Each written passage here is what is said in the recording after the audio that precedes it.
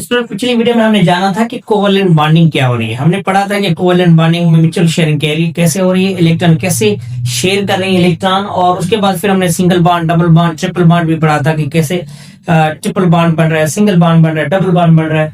आज की वीडियो में हम जानेंगे कि कोवेलेंट बॉन्डिंग क्या है और लेविस स्ट्रक्चर क्या है। अच्छा स्टूडेंट, अगर वो वीडियो आपने नहीं देखा तो उस वीडियो की लिंक मैं इस वीडियो के डिस्क्रिप्शन में मैं दे देता हूं, और कहीं आप वो जरूर देखें ताकि आपको सीरीज केमिकल बॉन्डिंग अच्छे से समझ में आ जाए। तो शुरू करते हैं केमिकल बॉन्डिंग और लेविस स्ट्रक्चर। अब देखिए, कोवेलेंट बॉन्डिंग, कोवेलेंट का मतलब इक्वल शेयरिंग होता है, इक्वल शेयरिंग या म्यूचुअल शेयरिंग। अब एक एटम ए है और ये एटम बी है, ठीक हो गया। अब ए एक इलेक्ट्रॉन शेयर करा तो ये भी एक शेयर करेगा, अगर ये दो इलेक्ट्रॉन शेयर करा तो ये दो इलेक्ट्रॉन शेयर करेगा, अगर ये तीन इलेक्ट्रॉन शेयर करा तो ये तीन इलेक्ट्रॉन। इसका मतलब ये कि दोनों एटम बराबरी में इलेक्ट्रॉन शेयर करते हैं। कोवेलेंट बॉन्ड में क्या होता है, दोनों एटम इलेक्ट्रॉन बराबरी में शेयर करते हैं। अब आगे देखते हैं।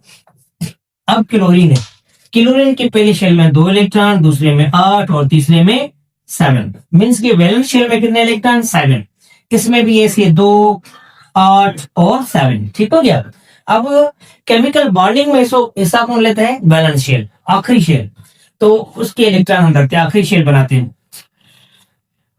आप देखें क्लोरीन 2 इलेक्ट्रॉन, 1 2 3 4 5 6 और ये 7, ठीक हो गया। उसके बाद ये इसमें बॉन्डिंग है 2 3 4 5, सॉरी 2 1 2 3 4 5 6 और ये 7, ये 7 इसके साथ बॉन्डिंग कर रहा है और ये वाला इलेक्ट्रॉन इसके साथ। तो एक इलेक्ट्रॉन ये शेयर कर रहा है, एक इलेक्ट्रॉन ये शेयर कर रहा है, तो इसकी जो बॉन्डिंग हो रही है सिंगल कोवेलेंट बॉन्ड। बॉन्डिंग क्या हो रही है, सिंगल कोवेलेंट बॉन्ड क्लोरीन के बीच में।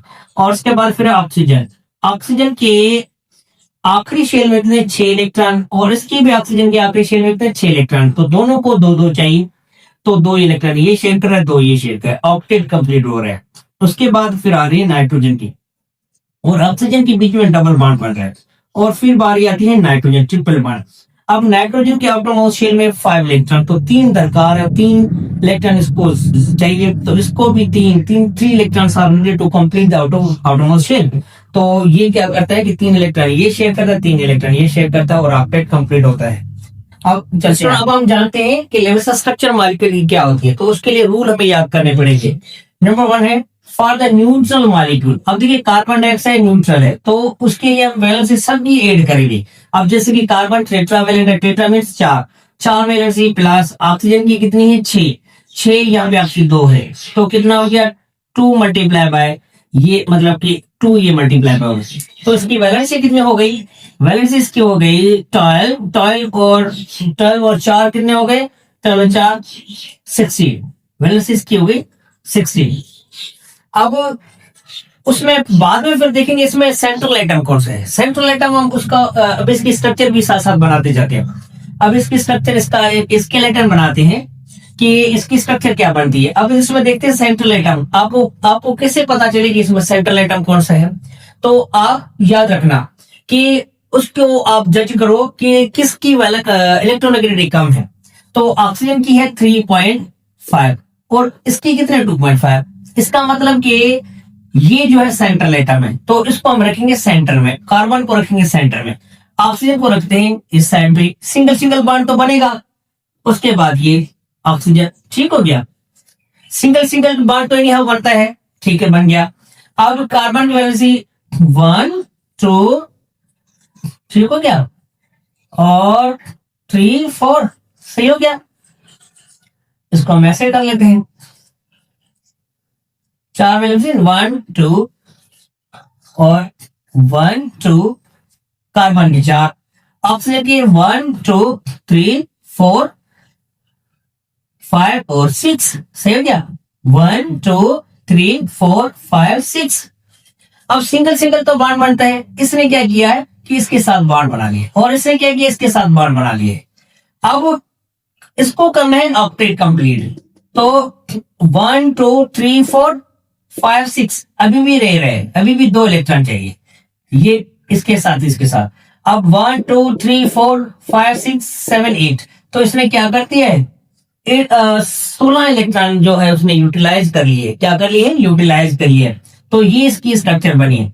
अब देखते हैं कि टोटल 16 बनते हैं, और जो ये है ये लोन पेयर इलेक्ट्रॉन। इस ऑक्सीजन के पास भी एक लोन पेयर ये है, एक लोन पेयर ये है। इस ऑक्सीजन के पास भी एक लोन पेयर ये है और एक ही लोन पेयर ये है। काउंट करते हैं टोटल इलेक्ट्रॉन, 1 2 3 4 5 6 7 8 9 10 11 12 13 14 15 16। देखिए टोटल 16 इलेक्ट्रॉन पूरे हो गए। तो ये इसकी लेवल स्ट्रक्चर है कि डबल बॉन्ड बनाया। कार्बन ने क्या कर लिया, कार्बन ने कर लिया अपना ऑक्टेट कंप्लीट कर लिया, ठीक हो गया। और इसके पास ये अनपेड इलेक्ट्रॉन रह गए, टू लोन पेयर इलेक्ट्रॉन यहाँ पे भी है, two lone pair electron, two lone pair electron, two lone pair electron. तो ये इसकी स्ट्रक्चर बन गए। अब देखते हैं फॉर द पॉजिटिव चार्ज। अगर पॉजिटिव चार्ज किसी भी मॉलिक्यूल पे हो तो उसके लिए हम क्या करेंगे, जितने चार्ज ऊपर दी हुई होती है उतने नंबर हम उसमें क्या करेंगे, माइनस करेंगे। जैसे अमोनियम आयन है NH4 प्लस।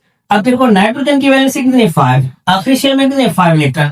हाइड्रोजन की +1 है, +1 है तो मल्टीप्लाई बाय 4 है ना हाइड्रोजन, और ऊपर कितना है प्लस, मतलब प्लस, ये इसका मतलब +1 है तो वो हमने माइनस कर दिया। अब इसकी वैलेंसी कितनी बन गई, वैलेंसी इसकी बन गई 5, ये 4, 4 में से ये 8, मतलब वैलेंसी कितने, 8। अब हम जानेंगे कि इसमें सेंट्रल एटम कौन सा है। याद रखो कि जो मोनोवैलेंट होता है वो सेंट्रल एटम नहीं बना, वो ज्यादा बॉन्ड नहीं बना सकता, याद रखना। हाइड्रोजन फ्लोरीन ये नहीं बना सकते, ये मोनोवैलेंट है। मोनोवैलेंट कभी भी ज्यादा बॉन्ड नहीं बना सकता। तो उसके बाद फिर क्या है, नाइट्रोजन। अब नाइट्रोजन को रखते हैं यहाँ पे। अब नाइट्रोजन को, ये नाइट्रोजन यहाँ पे, एक बॉन्ड यहाँ पे और एक बॉन्ड यहाँ पे, ठीक हो गया। अब इसकी वैल्यू देखो, इसमें इलेक्ट्रॉन कितने हैं, टोटल कितने इलेक्ट्रॉन है, 8। तो नाइट्रोजन के पास कितने, पहले हम इलेक्ट्रॉन दे देते हैं, ठीक हो गया। 1 2 3 4 5, एक यहां से बॉन्ड बन रहा है, एक यहां से बॉन्ड बन रहा है, एक। अब देखो वैलेंसी इसकी कंप्लीट हुई, 8, 1 2 3 4 5 6 7 8। तो ये न्यूट्रल एटम, ये सेंट्रल एटम जो है नाइट्रोजन है, ये सेंट्रल एटम है और ये लुईस स्ट्रक्चर है। उसके बाद फिर देखते हैं CO3-2। अगर नेगेटिव चार्ज है तो फिर हम क्या करेंगे कि जितने चार्जेस हैं उतने हम माइनस करेंगे। अब देखना, कार्बन का कितना, 4 प्लस ऑक्सीजन की वैल्यू कितने, 6, ऑक्सीजन 6 मल्टीप्लाई बाय कितने, 3, और माइनस कितने, 2 है तो इतना प्लस कर लो, क्योंकि वो इलेक्ट्रॉन ले रहे हैं, माइनस का मतलब इलेक्ट्रॉन और गेन कर रहा है, तो 2। यहाँ पे देखो प्लस था, हमने माइनस किया क्योंकि वो इलेक्ट्रॉन किसी को दे रहा है, लॉस कर रहा है, और ये गेन कर रहा है। तो अभी इसकी वैलेंसी टोटल देखते हैं कितनी हो गई, 18 प्लस 4 22 और 24, कितने हो गए, 24। अब इसमें देखते हैं कि सेंट्रल एटम कौन से, सेंट्रल एटम इसमें इलेक्ट्रॉन कम किसकी है, कार्बन की कितनी का इलेक्ट्रॉन 2.5, और ऑक्सीजन की कितनी है, 3.5। तो इसका मतलब कार्बन सेंट्रल एटम है। कार्बन क्या है, सेंट्रल एटम। अब कार्बन की सेंट्रल एटम की हम ऐसे बनाते हैं, ये कार्बन एक बार में यहां पे बना लेता हूं, एक यहां पे बना लेते हैं और एक यहां पे बना लेते हैं, ठीक हो गया। आप देखिए कार्बन के इलेक्ट्रॉन, फिर कार्बन के इलेक्ट्रॉन देते हैं कितने, 1 2 3 4, ऐसे 1 2 3 4, ठीक हो गया। अब सिंगल तो बॉन्ड बन रहा है ना, एक यहां से, एक यहां से, एक यहां से। अब देखते हैं कि इसकी वैलेंसी कंप्लीट हुई है कार्बन की, 1 2 3 4। अच्छा, एक इलेक्ट्रॉन इसके साथ लिया है ना, 1 2 3 4 5 6 7, मतलब कि एक और इसको जो है बॉन्ड बनाने की जरूरत है, एक और। तो आपकी मर्जी, यहां पे डबल बॉन्ड बना लो या यहां पे बना लो, तो मैं यहां पे बना लेता हूं, मैं इसको यहां पे बना लेता हूं डबल बॉन्ड, ठीक हो गया। तो इसका मतलब कि कार्बन की स्ट्रक्चर क्या हो गई,